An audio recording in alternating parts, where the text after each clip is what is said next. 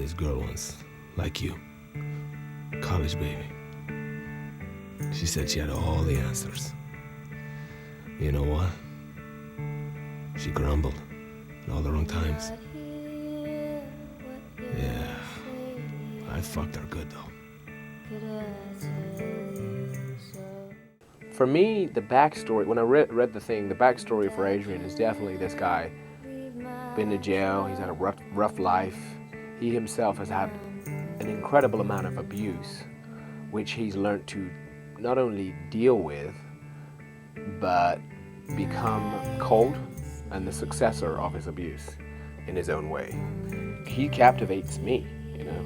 When Talia put him on the page, I was just like, wow, this guy's, you know, he's another level beyond what most people even conceive a character to be. When I auditioned for this, I came in character with henna tattoos all over my body, right? And a tank on. And I came in the accent, and I came crazy. So they didn't know who I was. And Morris was like, the guy's nuts. We can't have him. Morris was like, the guy, you know, he's not, no. So I had to go, okay, look, Talia, I'm not really this guy. I just wanted to make sure you guys know, because I experienced problems with people thinking I was too refined and articulate because I'm coming from England. I was like, I'm not going to lose this part by someone for 1 second thinking I'm a refined gentleman. No. I'm originally from England. I came over speaking the Queen's English and trying to get a job. Like, hi, I'm an actor. And everyone was like, you're a little phony, aren't you? You know, where's that accent from? Like, I was born and raised in England, and they wouldn't believe me. So I then had to start methoding the American accent into my blood and bones to just get hired for some, you know, bit parts on TV shows. And when I was in Miami, I was around a lot of the Latin dancers. And the Cubans and the Puerto Ricans are all in Miami. And they all speak like that. They got this masculine vibe. They speak in the back of their throat. And the tongue is rolling like that. They often say, someone say like they have a marble in their mouth, you know? Hello, fairy cake. Yeah, you never forget your first one, baby.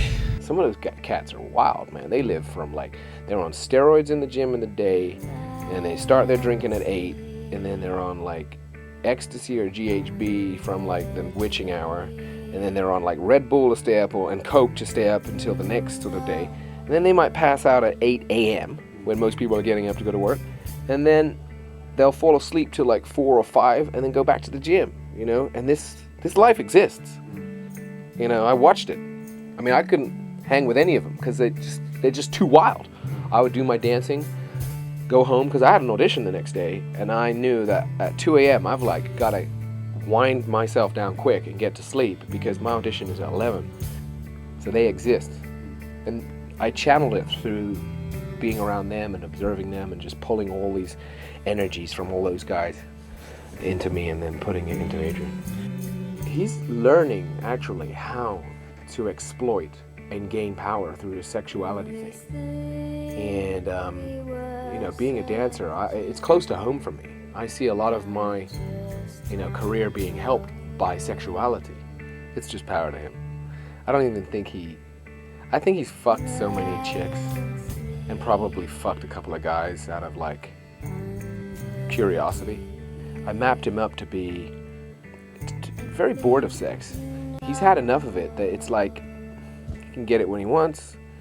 He's the DJ of the club. He's probably fucked half the women in every club he's ever worked at, and just he's bored of the women, and he will probably use sexuality to get personal advantages. A million times I've seen it.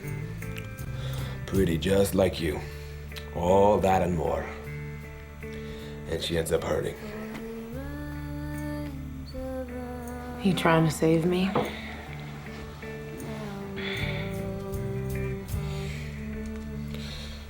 Fuck it.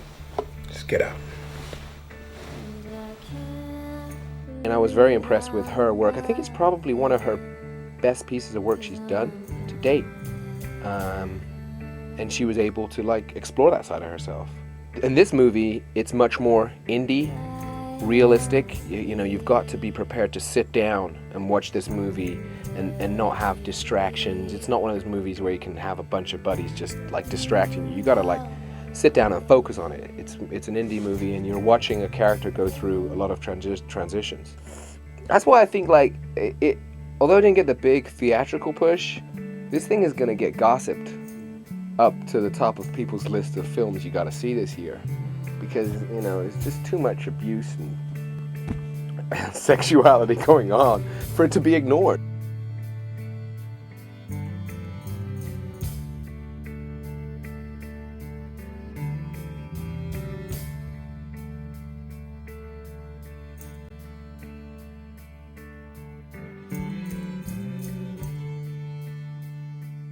Thank you.